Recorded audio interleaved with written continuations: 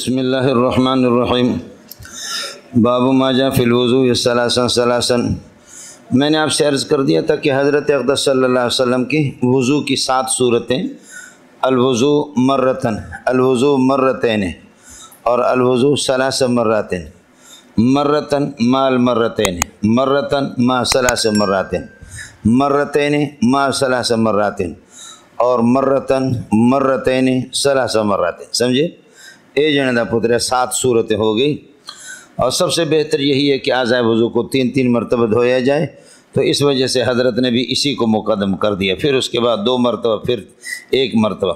باب ما جاء فی الوضوء ثلاثا وبه قال حدثنا مسدد قال حدثنا ابو عمرة عن موسى بن ابي عائشة عن عمرو بن شعيب عن ابي عن جده قال ان رجلا اتى النبي صلی اللہ علیہ وسلم فقال یا رسول اللہ، ایک بندہ آ گیا حضرت کے پاس، فقال کیف الطہور، طہارت کا طریقہ کیا ہے؟ فدعا بماء فی اناء، برتن میں پانی منگا دی، فغسل کفیہ ثلاثا، گھٹوں تک ہاتھوں کو دھویا، ثم غسل وجهه ثلاثا ثم غسل ذراعه ثلاثا ثم مسح براسه وادخل اصبعه، اور آپ نے دونوں انگلیوں کو داخل کر دیا السباحتین۔ یہ سباحتین تسبیحی سے پڑھتے ہیں اور سبابہ بھی اسی کو کہتے ہیں، ان کو کانوں میں داخل کر دیا۔ زمانے جاہلیت میں اس کا نام تھا سبابہ، گالی دینے والی انگلی، اب سباحہ بھی اس کا نام ہو گیا۔ وَأَدْخَلَ إِصْبَعَيْهِ السَّبَّاحَتَيْنِ فِي أُذُنَيْهِ وَمَسَحَ بِإِبْهَامِهِ، ابہام سے اپنے مسح کر دیا علی ظاہر اذنہ، کانوں کے پچھلے حصے کو جو سر کی طرف ہے، وَبِالسَّبَّاحَتَيْنِ، اور سباحتین سے اپنے مسح کر دیا باطن اذنہ، اندرونی حصے کو، ثم غسل رجلہ ثلاثا ثلاثا، پاؤں کو 3 مرتبہ دھویا، ثم قال هكذا الوضوء، پھر فرمایا کہ اس طریقہ پر وضو ہے، فمن زاد على هذا او نقص فقد اساء وظلم او قال ظلم واساء، جس نے اس سے اضافہ کر دیا یا گھٹا دی تو اس نے برا بھی کیا اور ظلم کیا، یا فرمایا کہ ظلم کیا اور برا کیا۔ یہ اللہ آپ کا بھلا کرے، ایک ہی وضو سے، ایک ہی وضو میں بعض اعضاء کو 2 مرتبہ دھوئے اور بعض کو 4 مرتبہ دھوئے، بعض کو 1 مرتبہ دھوئے، بعض کو 4 مرتبہ دھوئے، تو یہ بندہ جو ہے نا اللہ آپ کا بھلا کرے، فمن زاد علی ھذا او نقص فقد اساء، برا بھی کیا اور ظلم بھی کیا، لا علی الترتیب، برحال دونوں کا اطاعت اور ظلم کا تعلق ان کے ساتھ ہوگا۔ ایک ہی وضو میں بعض اعضاء کو میں نے عرض کر دیا کہ اس نے کیا کر دیا، یعنی 2 مرتبہ یا 1 مرتبہ دھویا، اور بعض کو 4 مرتبہ یہ ہے کہ دھویا۔ اور دوسری صورت یہ ہے کہ مولانا اسا کا تعلق ہے نقص کے ساتھ، اعضائے وضو کو یہ کہ وہ 2 مرتبہ 1 مرتبہ دھوتا ہے، اور بعض کو 4 مرتبہ، تو ظلم کا تعلق زیادتی کے ساتھ ہے، اور اسا کا تعلق اللہ آپ کا بھلا کرے کمی کے ساتھ ہے۔ یہ ہے جی مولانا، فمن زاد علی ھذا ونقص فقد اساء وظلم او قال ظلم واساء۔ باب ما جاء فی الوضوء مرتين وبه قال حدثنا مولى قال حدثنا زيد يعني بن الحباب قال حدثنا عبد الرحمن بن صوبان قال حدثنا عبد الله بن الفضل الهاشمي عن الأعرج عن أبي هريرة رضي الله عنه النبي صلى الله عليه وسلم توضأ مرتين وبه قال حدثنا عثمان بن شيبة قال حدثنا محمد بن بشير قال حدثنا هشام بن سعد قال حدثنا زيد بن عطاء بن يسار قال لنا ابن عباس، ابن عباس نے فرمایا اتحبون ان اریکم کیف کان رسول اللہ یتوضا، آپ اس بات کو پسند کرتے ہیں کہ میں آپ کو دکھا دوں کہ حضرت صلی اللہ علیہ وسلم کس طرح وضو کیا کرتے تھے؟ فدعا بإناء فیہ ماء، برتن منگائے جس میں، فاغترف غرفة بیدہ الیمنی، دائیں ہاتھ سے چلو سے ہاتھ لے لیا، فتمزمز واستنشق، کلی بھی کر دی اور ناک میں پانی ڈال دیا، ثم اخذ قبضۃ غرفۃ اخرى، پھر دوسرا چلو لے لیا، فجمع بها، ایک ہاتھ سے لے لیا پھر دوسرا ہاتھ بھی اس کے ساتھ ملایا، فجمع بها یدہ، اس غرفہ کے ساتھ اور غرفہ کے ساتھ آپ اپنے دونوں ہاتھوں کو ملا ایک ہاتھ سے، ثم غسل وجہہ، پھر دونوں ہاتھوں سے چہرے کو دھویا، ثم اخذ غرفۃ اخرى، پھر ایک لپ اور پانی لے لیا، فغسل بیدہ الیمنی، ثم اخذ غرفۃ اخرى فغسل بها یدہ الیسری، ثم قبض قبضۃ من الماء، پھر پانی لے لی ہاتھ میں، ثم نفض یدہ، اپنے ہاتھ کو جھاڑا، پانی کو گرایا، ہاتھ گیلے ہو گئے، اب گیلے ہونے کے بعد ثم مسح براسہ واذنہ، آپ نے سر کا بھی مسح کر دیا، کانوں کا، ثم قبض قبضۃ اخرى من الماء، پھر پانی لے لیا، فرش علی رجلہ الیمنی، اپنے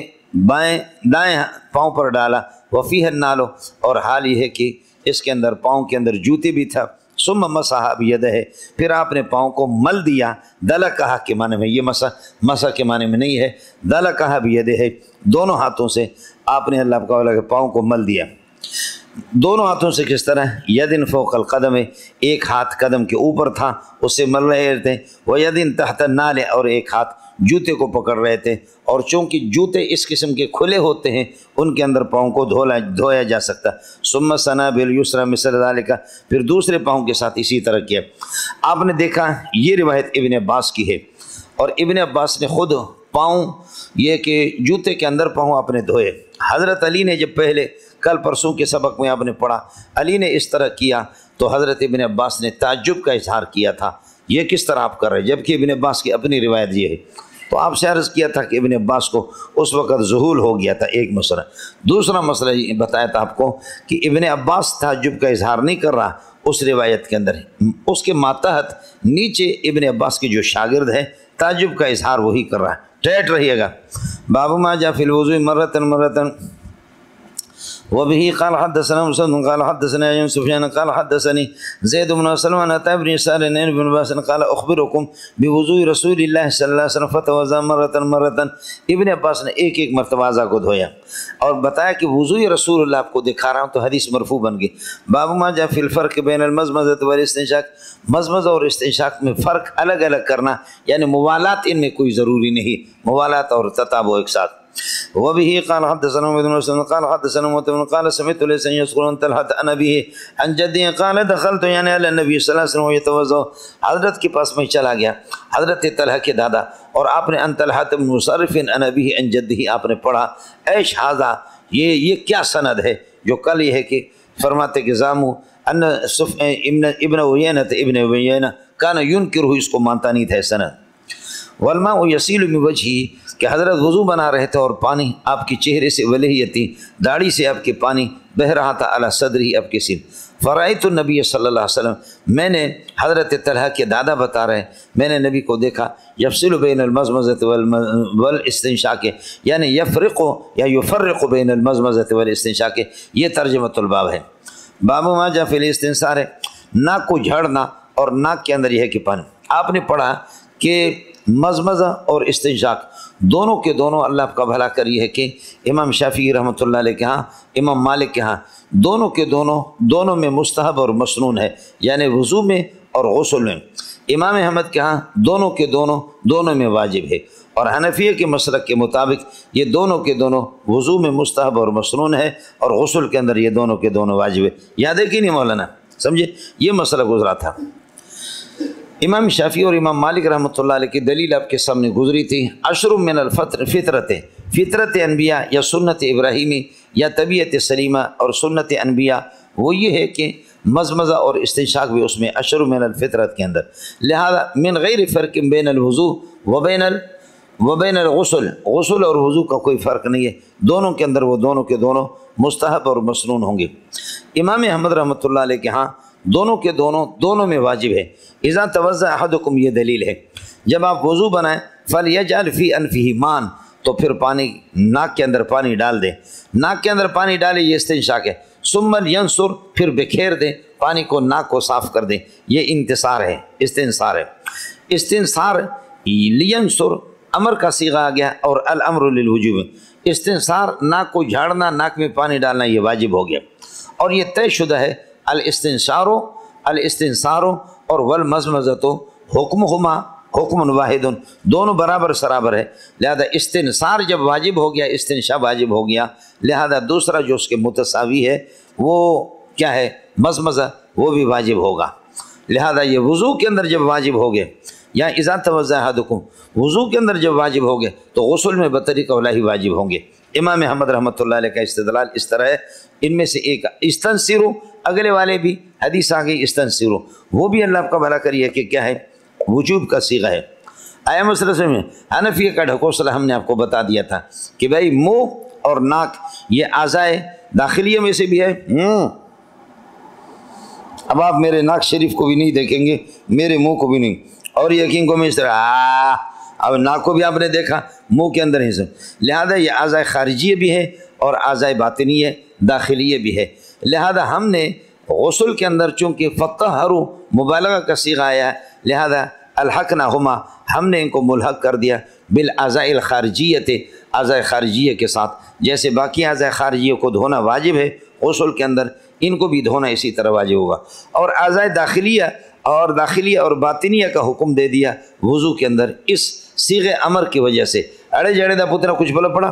ویسے بھی ہم نے آپ کو بتایا کہ ایک آدمی نے مزمزہ اور استنشاق کو ترک کیا تھا تو حضرت ابن عباس نے فرمایا اپنے وضو اور نماز کو واپس کر دو۔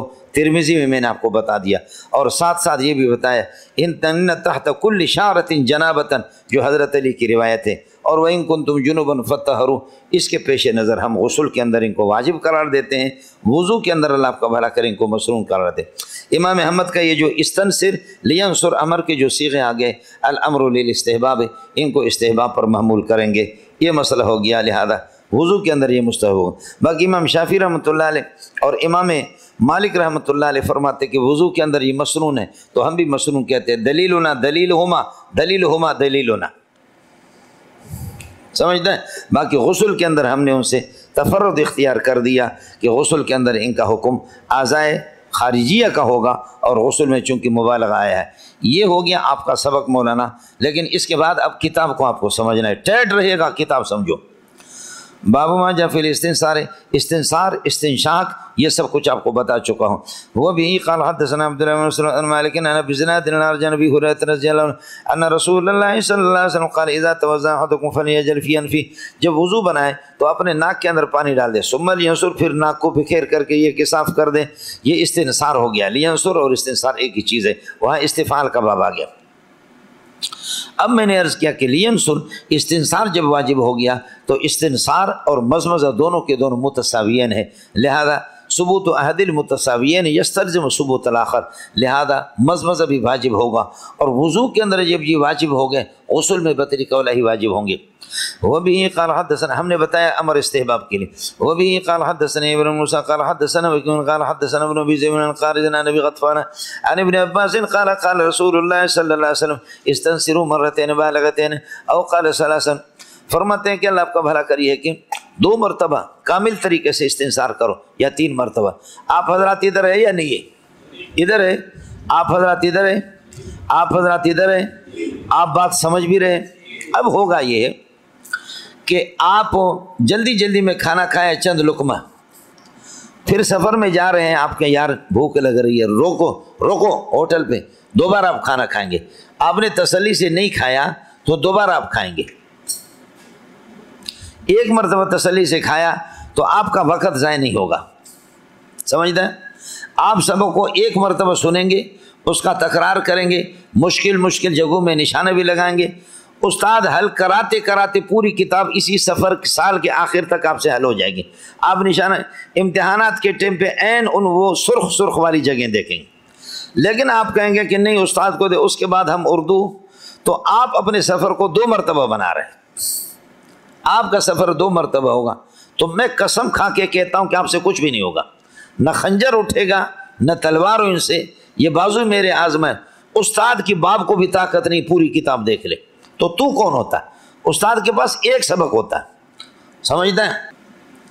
وہ بھی قال حدثنا قتيبة بن سعيد في آخرين كما ما آخرين، اور راویوں کے ساتھ مل کر کے قالوا، یہ سب کے سب کہتے ہیں، ورنہ قتيبة تو غریب ایک ہے، في آخرين ما آخرين، اور راویوں کے ساتھ قالوا حدثنا ابن سليمان عن اسماعيل بن كثير عن عاصم بن لقيط بن صبرة عن أبيه لقيط بن صبرة رضی اللہ تعالیٰ عنہ کو یاد کر لیں، قال كنت وافد بني المنتفق، بنو منتفق کا میں قاصد بن کر کے گیا، او قال فی وفد بنی المنتفق، بنو المنتفق کی وفد میں شامل تھا، میں قاصد بن کر کے گیا، یا ہم اس کے وفد میں شامل تھے، الی رسول اللہ، حضرت کے پاس گئے۔ قال فلما قدمنا علی رسول اللہ صلی اللہ علیہ وسلم، جب حضرت کے گھر پہنچے، فلم نصادف، تو ہم حضرت کو ہم نے نہیں پایا، فی منزلی، گھر میں، وصادفنا عائشہ ام المؤمنین، حضرت عائشہ ام المؤمنین رضی اللہ تعالیٰ عنہ کو پا لیا۔ قال فامرت لنا بخزیرۃ، آپ نے ہمارے لیے حلیم کا حکم دیا۔ خزیرہ کہتے کہ گوشت اور آٹے کو ملا کر کے بنایا جائے، یہ اللہ کا بلا کر حلیم ہے۔ اور اس کے بعد آئے گا حدیث نمبر 143 میں اسیدہ آئے گا، خزیرہ کی جگہ پر اسیدہ، اور اسیدہ کہتے کہ آٹا اور گھی کو ملا کر کے بنا دے، آٹا اور گھی وہ حلوائی ہوتا ہے، سمجھ میں؟ اسیدہ یہاں پر خزیرہ آ گیا، ہو گیا مولانا، خیال کر لینا۔ 113 ہماری کتابوں پہ تو نمبر لگا ہوا تھا، اب بعض ساتھیوں کے پاس ایسی کتاب ہے کہ ان پہ نمبر لگے ہوئے نہیں ہے، تو وہ غریب کیا کریں گے؟ اسی باب میں بہرحال قال فامرت لنا بخزیرۃ، آپ نے ہمارے لیے حلیم کا حکم دیا، فصنعت لنا، وہ ہمارے لیے تیار ہو۔ قال واتینا بقناء، ہمارے پاس ایک تشتری لایا گیا جس کے اندر کھجور تھے، سمجھے؟ واتینا بقناء، قناء، ولم یقل قتیبۃ القناء، قتیبہ نے القناء کہا بھی نہیں، سمجھے؟ چونکہ یہاں پر قتیبہ کے ساتھ اور بھی محدثین ہیں۔ لم یقل، لم یفہم کو چھوڑ دو، لم یقل قتیبۃ القناء، قناء کا لفظ قتیبہ نے استعمال نہیں کیا، ایک۔ دوسرا ولم یفہم قتیبۃ القناء، قتیبہ قناء ہمیں سمجھا نہ سکے کہ قناء کیا ہے، اس لیے میں آپ کو سمجھا دیتا ہوں۔ القناء الطبق، قناء وہ تشتری ہے کہ فیہ تمر، جس کے اندر کھجور ہو۔ کس کو سمجھ میں آ گیا؟ پھر ٹیٹ رہیے گا، چونکہ روایت کو نقل کرنے والا قتیبہ بن سعید ہے، لیکن ما آخرین اور راویوں کے ساتھ ہے۔ قالت فصنعت لنا، ہمارے لیے خزیر تیار ہو گیا۔ قال واتینا بقناء، ہمیں اللہ آپ کا بھلا کر، لقیط ابن سمرہ کہتا ہے کہ ایک تشتری لائی گئی۔ ولم یقل، امام ابو داؤد کہتے ہیں، قال ابو داؤد، امام ابو داؤد کہتے ہیں لم یقل قتیبۃ القناء، قناء کا لفظ میرے شیخ قتیبہ نے استعمال نہیں کیا۔ دوسرا یہ کہ لم یفہمنا قتیبۃ القناء، قتیبہ نے القناء سمجھایا نہیں کہ قناء ہے کیا۔ والقناء الطبق فیہ تمر، رائی کی تفسیر ہے، قناء اس تشتری کو کہتے ہیں جس کے اندر کھجور ہو۔ ثم جاء رسول اللہ صلی اللہ علیہ وسلم، بہرحال ہمیں حلوہ نہیں، حلیم بھی پیش کیا گیا اور یہ تشتری بھی پیش کی گئی جس کے اندر کھجوریں تھیں۔ ثم جاء، ہم کھا رہے تھے، ثم جاء رسول اللہ صلی اللہ علیہ وسلم، پھر حضرت اقدس صلی اللہ علیہ وسلم تشریف لائے، فقال اصبتم شیئا، ارے بھائی آپ نے کچھ حاصل کیا، گھر سے کوئی کھانے کو مل گیا؟ او قال امر لکم بشیء، تمہارے لیے کچھ آرڈر بھی دیا گیا ہے؟ قال لقیط ابن سمرہ کہتا ہے فقلنا نعم یا رسول اللہ، جی ہاں۔ قال فبینا نحن مع رسول اللہ جلوس، جلوس جالس کی جمع ہے، ہم حضرت کے ساتھ بیٹھے ہوئے تھے۔ اذا دفع الرائی غنمہ الى المراح، کہ رائی نے پہنچا دیے، دھکیل دیے، پہنچا دیے اپنی بکریوں کو الى المراح، باڑے میں۔ وما صخلۃ تیار، اور بکری کا ایک بچہ تھا جو آواز دے رہا تھا، صخلۃ بکری کا بچہ، تیارو کا معنی تصوت، آواز دے رہی تھی، بکری کا بچہ۔ اس کو اللہ کا بھلا کر یہ ہے کہ بکریاں وہ بچہ دیتی ہے، جنگل کے اندر بھی دن کو کسی پہ ٹیم پہ آ گیا تو ٹیم پہ بچہ دے دیا، پھر اس کو اللہ کا بھلا کر یہ کہ کیا ہے، چروا اٹھا کر کے لایا اور وہ آواز دے رہا تھا، سمجھے جنازہ پترا۔ وما صخلۃ، فقال رسول پاک صلی اللہ علیہ وسلم نے اپنے چروائے سے کہا ما ولت یا فلان، اس کا نام کسی کو معلوم نہیں ہے، کہ جناب آپ نے یہ کہ کیا پیدا کرایا ہے، یعنی کیا بچہ ہے، نر ہے یا مادہ ہے؟ قال بہمتن، بکری کا بچہ مادہ۔ قال فذبح لنا مکانہا شاتن، اب یہ ہے کہ اس کی جگہ پر ایک تکڑی بکری، یہ تو چھوٹا بچہ ہے، مادہ ہے، اس کی جگہ پر تکڑی بکری ذبح کر دو۔ ثم قال، پھر نبیوں نے مہمانوں کی تسلی کے لیے فرمایا لا تحسبن، لقیط ابن سمرہ کہتے ہیں کہ ہمیں بتایا نبی نے، لا تحسبن انا من اجلک ذبحنا، درمیان والا میں چھوڑ رہا ہوں، لا تحسبن سین کے کسرے کے ساتھ، لا تحسبن انا من اجلک ذبحناہا، بھائی مہمان صاحب آپ یہ نہ سمجھنا بکری کا بچہ ہم آپ کی وجہ سے ذبح کر رہے ہیں، نہیں ایسا نہیں ہے۔ لنا غنم مئۃ، ہماری 100 بکریاں رہتی ہے، لا نرید ان تزید، ہم یہ نہیں چاہتے کہ 100 سے زیادہ بڑھ جائیں۔ فاذا ولد الراعی بہمۃ، جب مادہ بچہ جب وہ پیدا کرا دیتا ہے، کوئی مادہ بچہ پیدا ہوتا ہے تو ذبحنا مکانہا شاتن، وہ تکڑی بکری، بڑی بکری اور بکرا ہم اس کی جگہ پر ذبح کرتے ہیں۔ تو ہم نے تو آپ کے لیے نہیں کیا، یہ ہمارے روٹین ہے، یہ ہمارا طریقہ ہے، سمجھے؟ آپ نے لا تحسبن سین کے کسرے کے ساتھ کہا، ولم یقل لا تحسبن با کے فتح کے ساتھ نہیں کہا، سمجھ رہی میں ہے کہ نہیں؟ یہ درمیان میں نے چھوڑا، چونکہ حسبہ یحسبو بھی استعمال ہوتا ہے اور حسبہ یحسبو بھی استعمال ہوتا ہے اور حسبہ یحسبو بھی استعمال ہوتا ہے، سمجھتا؟ حسبہ یحسبو اور حسبہ یحسبو اور حسبہ یحسبو، اس کا معنی ہوتا ہے حساب لگانا، سمجھے؟ نانو امت امیت، ہم لوگ امی ہے، لا نحسب، ہم حساب جانتے نہیں، الشعر ہاکذا وہاں کذا وہاں کذا، کیا عرض کر رہا ہوں؟ نانو امت امیت لا نحسب، ہم حساب نہیں جانتے، الشعر ہاکذا وہاں کذا 20 ہو گئے، ہاکذا یہ 29 ہو گئے، یہ اس کو بند کر دی۔ تو سیتے ہو یا کیے؟ جبریل نے آ کر کے مجھے نماز پڑھائی اور جبریل نے یہ کہ ثم صلی ثم صلی ثم صلی ثم صلی یحسب 5 صلوات، 5 نمازوں کے لیے ثم صلی ثم صلی ثم صلی ثم صلی، یہ آئے گا، ناراض ہونے کی ضرورت نہیں۔ تو حضرت نے روایت کی اتنا اہتمام کرتے ہیں کہ حضرت نے لا تحسبن سین کے کسرے کے ساتھ کہا، لا تحسبن سین کے فتح کے ساتھ نہیں کہا۔ اڑے تسی اتنے ہو یا نہیں ہو؟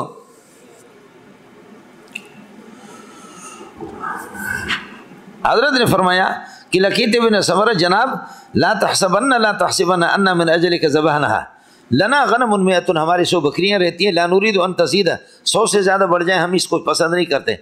فاذا ولد الرائی بہمتن، جب بکری کا مادہ بچہ جب پیدا کر لیتا ہے تو ذبحنا مکان شاتن، اس کی جگہ پر ہم ایک بکری مزہ لے کر کے کھاتے ہیں۔ قال قلت یا رسول اللہ، اب کھل گیا استاد جی کے ساتھ، حضرت نے اتنی تسلی کی۔ ہم تو کہتے ہیں کہ جی مہمان کو کہ ارے آپ کے لیے تو ہم نے یہ کر دیا ہے، آپ کے لیے کر دیا، وہ مہمان بھی شرمندہ ہوتا ہے کہ یار میں چھوٹا آدمی ہوں، انہوں نے اپنا کتنا بڑا نقصان کر دیا، اپنی بکری انہوں نے میرے لیے ذبح کر دی۔ فرمایا کہ نہیں تسلی کے لیے آپ نہیں، خلاصہ یہ نکلا کہ مستوق والے نہیں تھے، یہ اللہ کا رسول تھا، مستوق نہیں تھا، سمجھ رہی ہے کہ نہیں؟ فرمایا کہ کھاؤ، تسلی سے کھاؤ، ہم آپ پر احسان نہیں جاتا، یہ ہماری روٹین ہے، یہ ہماری ترتیب ہے کہ بکریوں میں جب بچے اضافہ ہو جاتے تو ہم تکڑی بکری، کوئی تکڑا بکرا ذبح کر لیتے، سمجھتا اے جی۔ قال قلت یا رسول ان لامرأۃ، حضرت میری ایک بیوی ہے، وان فی لسانها شیئا یعنی البذا، اس کی زبان بدگوئی ہے، وہ گالیاں دیتی ہے۔ لا قال فطلقها اذن، اگر وہ گالیاں دیتی ہے آپ کے پاس رہنے کے قابل نہیں ہے تو طلاق دے دو۔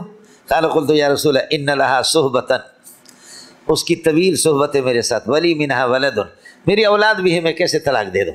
سمجھتا ہے؟ دعا کر دو اسے۔ قال فمرها، تو پھر اللہ کے نبی فرماتے حکم دے دو، واضح نصیحت کرو ان کو، شاید یہ کہ نصیحت کام آ جائے۔ مرها کا ترجمہ راوی کر رہا ہے اذھا، واضح نصیحت کرو، اور آسان طریقہ یہ ہے کہ اس میں مستورات کی جماعت میں بھیج دو، کیا کر دو؟ آج کل مستورات کی جماعت میں، سمجھے؟ اچھی بات ہے۔ یقول اذھا فإن یک فیہا خیرا، اگر اس میں کوئی بھلائی ہوگی، فستفعل، نصیحت کو قبول کرے گی، نصیحت کر دو اس کو۔ قرآن بھی کہتا ہے کہ فعظوہن وہجروہن فی المضاجع واضربوہن فإن أطعنكم فلا تبغوا عليهن سبيلا إن الله كان عليا كبيرا واللاتي تخافون نشوزهن، جن کی نافرمانی کا آپ کو اندیشہ ہے، فعظوہن، ان کو نصیحت کرو، وہجروہن فی المضاجع، بسترے میں ان کے ساتھ مچھلی پکاؤ، اس کو بھی مچھلی کھلاؤ، آپ بھی مچھلی کھاؤ، اور آپ اسی کمرے میں الگ اپنا بستر ڈالو، وہ الگ، آخر کب تک؟ لیکن تو صبر کرنا، اللہ کی مدد تیرے ساتھ ہے، صبر کر لینا، سمجھے؟ آخر اس کی بھی چاہتیں ہوتی ہیں، ان کی خواہشات بھی ہوتی ہیں، آخر وہ خاتون ہے، جھکو نہیں، وہ مجبور ہو کر کے آپ کے پاس آ جائے گی۔ فَإِن يَكُ فِيهَا خَيْرٌ فَسَتَفْعَلُ وَلَا تَضْرِبْ زَعِينَتَكَ كَضَرْبِكَ أُمَيَّتَكَ، آپ اپنے بیوی کی پٹائی نہ کرو اس طرح جیسے کہ لونڈی کی پٹائی کرتے۔ فقلت یا رسول اللہ اخبرنی عن الوضو، سبحان اللہ، اپنے حال بتا دیے۔ اخبرنی عن الوضو، وضو، قال اسبغ الوضو، وضو کامل اور مکمل کرو۔ اسباغ کی 3 صورتیں آپ کو بتا چکا ہوں۔ وخلل بین الاصابع، اور انگلیوں میں خلال کرو۔ وبالغ فی الاستنشاق، اور استنشاق میں مبالغہ سے کام لے لو۔ الا ان تکون صائما، ہاں اگر روزے کی حالت ہو۔ باب ما جاء فی الاستنصار، استنشاق اور استنصار یہ شے دیکھنا ہے، پانی ڈالیں گے تو استنصار نکالیں گے، اور نکالیں گے اس وقت کی پہلے ڈالیں گے، سمجھتا ہے؟ یہ ایک دوسرے کو لازم ملزوم ہے۔ ترجمۃ الباب ثابت ہو گیا۔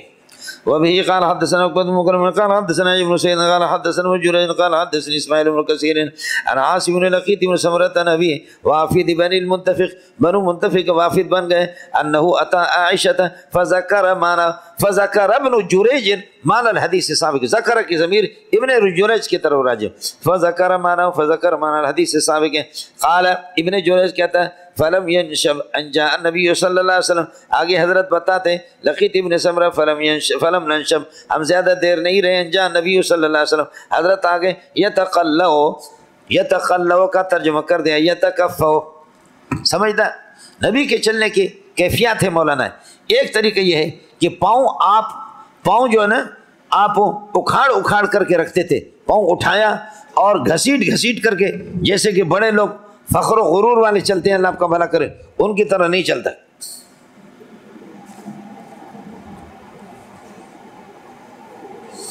سمجھتا ہے؟ پاؤں اٹھانا، سمجھتا ہے؟ اور دوسرا آپ نے دیکھا یہ بھی چلنا ہے، فخر و غرور کی حد ہے، سمجھ رہی میں آگے نہیں؟ آپ نے دیکھا نہیں فخر و غرور کی، یہ جو آپ نے دیکھا کہ مسجد سے میں کبھی اپنے موڈ میں اپنے گھر پہ چلتا ہوں اور ادھر سے چلتا ہوں تو ہمارے چوکیدار نہیں دیکھا آپ نے؟ سمجھ رہی میں کہ نہیں؟ وہ جس انداز میں چلتے، ہم تو چرواہوں کے بچے ہیں تو ان کو دیکھا بس پھف پھف پھف پھف پھف کرتے ہیں، سمجھے؟ اور بعض حضرات یہاں پر آتے ہیں سبق پڑھانے کے لیے اس چھوٹی سی جگہ پہ اسکوٹروں پر سوار ہو کر کے، گھر ادھر قریب ہے،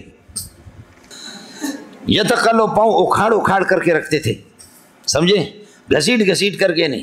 اور دوسرا یتکفو، جھک کر کے سامنے چلتا، جھک کر کے تو پھر یہ کہ آپ تیز چلیں گے آپ کا بوجھ بھی کم ہوگا، اور پہاڑ سے جب نیچے اتریں گے اس میں بھی جھکنا، سیدھا اگر چلو گے تو پاؤں نکلیں گے، گرو گے آپ۔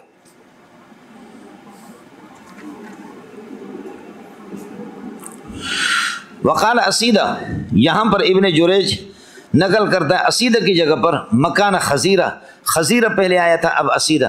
میں نے عرض کیا کہ خزیرہ گوشت اور یہ ہے کہ آٹے کو ملا کر کے بناتے وہ حلیم ہے، اور اسیدہ گھی اور یہ ہے کہ آٹا، یہ حلوہ ہے۔ وبه قال حدثنا ابن فارس قال حدثنا ابو اسم قال حدثنا رجل بهذا الحديث، بهذا الحديث جار مجرور حدثنا کے ساتھ متعلق ہے۔ قال فيه اذا توضأت فمزمز، لہذا مزمز بھی ثابت ہو گیا۔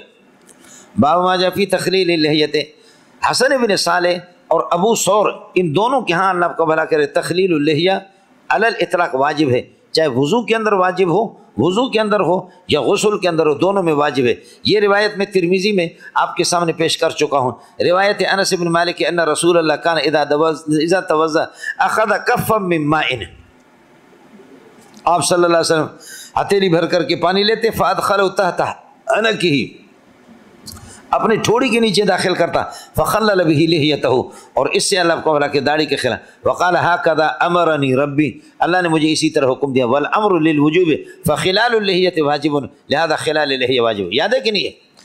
حسن بن صالح اور ابو ثور وضو میں اور غسل میں، ظاہریہ یہ حضرات یہ ہے کہ واجب قرار دیتے۔ کچھ بل پڑ گیا؟ پہلی بات تو وہی میں نے آپ سے عرض کر دیا، لو کان واجبا و فرضا، اگر یہ لوگ فرض واجب کی سمجھتے ہیں، لو کان واجبا و فرضا لذکر فی الفرائض الاربعۃ، فرائض اربعہ میں قرآن میں اس کا ذکر ہوتا، لیکن تعریبات فالمقدم مثلہ۔ دوسرا مسئلہ یہ ہے کہ اگر یہ واجب ہوتا، خلاد بن رافع جس کو مسیح فی الصلاۃ کہتے ہیں نبیوں کو بھی سکھا دیتے۔ تیسرا مسئلہ یہ کہ اگر واجب ہوتا تو حضرت عثمان اور حضرت علی کی روایت ان کے اندر بھی اس کا تذکرہ ہوتا، اور عام تعامل میں اس کا تذکرہ ہوتا نہیں ہے۔ اور ایک مسئلہ میں نے آپ کو بتا دیا، وہ کیا بتا دیا؟ احادیث تخلیل اللحیہ، خلال اللحیہ کی روایت سندیں سب کمزور ہے، جو حضرت ابن رشد کے حوالے سے میں نے آپ کو بتایا تھا۔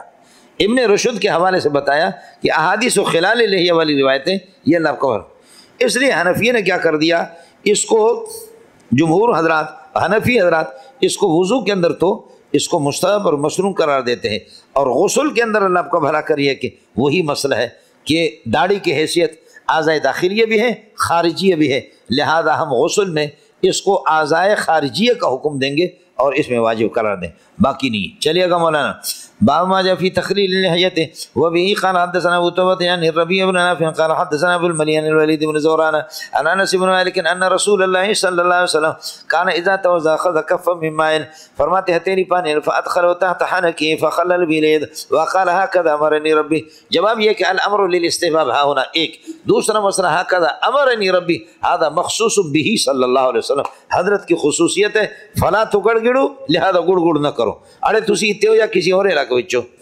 اتنے ہو۔ اس دے بعد جڑا ہے نا، اس دے بعد یہ گل ہے جی، باب المسح علی الامامت، پگڑی پر مسح کرنا۔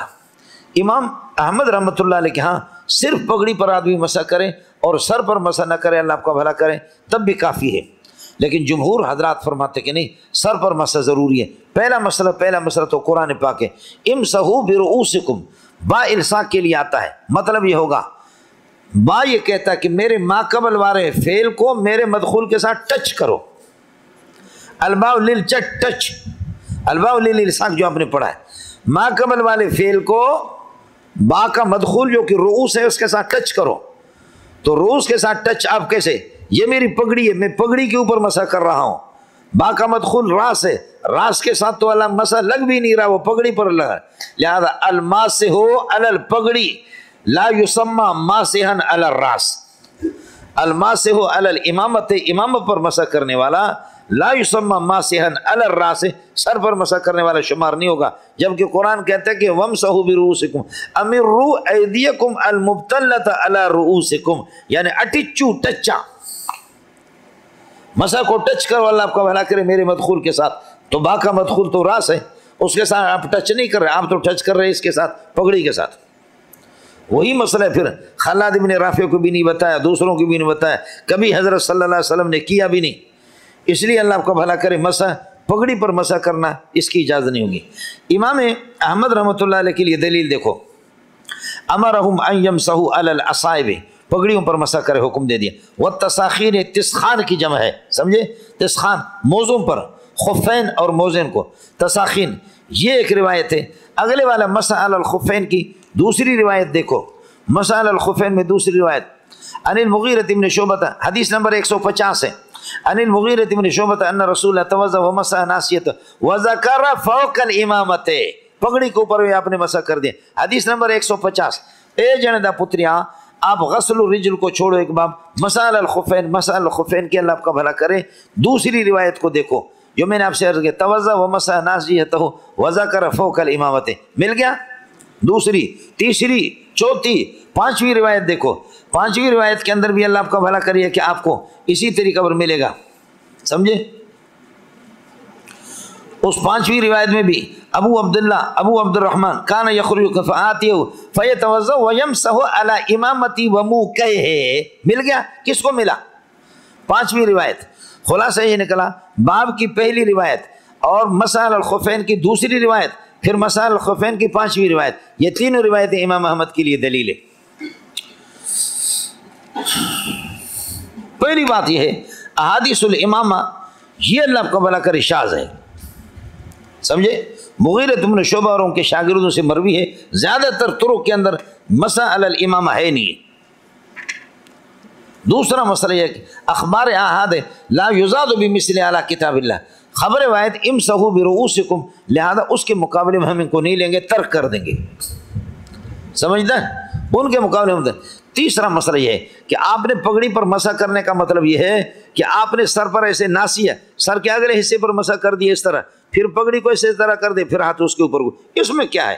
مقدار و ربع الراس، ربع الراس پر تو مسح ہو گیا، اب اس کے بعد پگڑی پر ہاتھ گزر گئے تو گزر گئے۔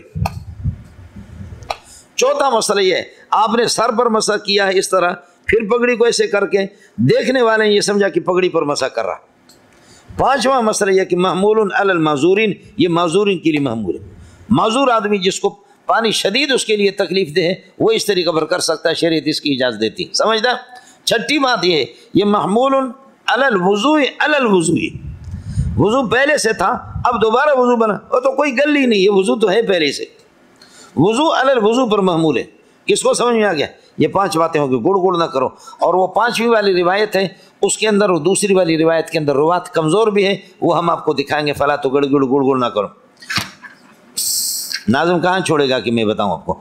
باب المسح علی الامامۃ، یہ امام فعالتوں کے وزن پر ہے، اور فعال میں مانا پورے سر کو آپ کی پگڑی ڈھانپ لے۔ یہ جو ہمارے درمیان سے ٹوپی کھلی رہتی ہے، یہ جتنے پٹھانوں کے میرے لیے بھی بناتے، امیر صاحب کی، امیر صاحب تھوڑا نیچے کرو، نیچے کرو سر، آئیے سے آپ بھی، یہ ان میں سے کوئی سنت کے مطابق نہیں ہے۔ میری پگڑی بھی اسی طریقہ پر یہ ہے کہ مولوی معوض بناتا ہے، ناظم صاحب بھی، یہ کوئی بھی ان میں سے سنت کے مطابق نہیں۔ امامتن، غشاوتن، فعالتن، لفافتن، لفافتن، غشاوتن، امامتن، فعالہ کا وزن آتا ہے ڈھانپنے کے لیے، اس لیے پگڑی آپ کے ادھر سے ٹوپی کو بھی ڈھانپے، اوپر سے بھی ڈھانپے۔ یہ ہندوستان والے کچھ لوگ بناتے تبلیغی حضرات، وہ سنت کے مطابق ہوتی ہے، یہ ہمارے تو شو والی ہے پگڑی، ہم اس کو کہتے ہیں لیکن شو والی، پٹھانوں کی شو ہے، یہ بھی اسی طرح شو ہے، میرے لیے بھی بنا، مجھے تو باندھنا بھی نہیں آتا، سمجھے؟ امرهم ان يمسحوا على العصائب والتساخين، خیال کر لینا، اب اس قسم کے الفاظ تساخین جب آ گیا تو یہ موزے اور خفین اس سے مراد ہے۔ پھنس جاؤ گے آپ.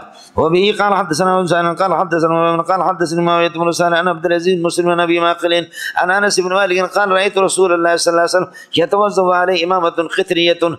آپ صلی اللہ علیہ وسلم پر میں نے دیکھا سر مبارک پر آپ کی ہے کہ پگڑی تھی قطریۃ قطری.